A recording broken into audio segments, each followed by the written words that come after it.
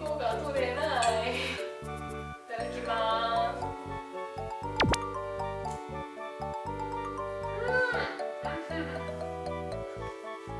めっちゃ美味しい。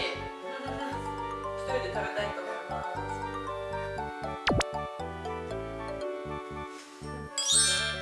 はい、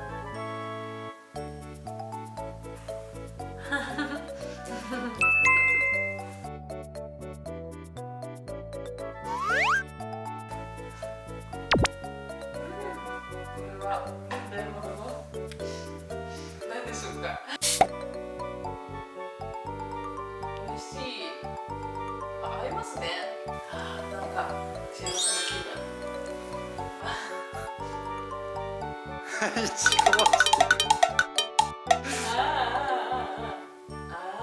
これ存在させとこう。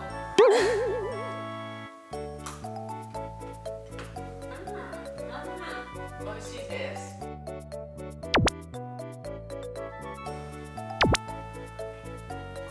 指のやつ食べたら硬いです。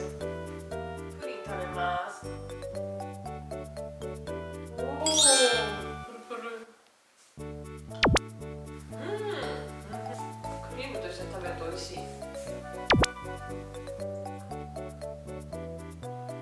いいですね。クリスマスだ。寂しくないです。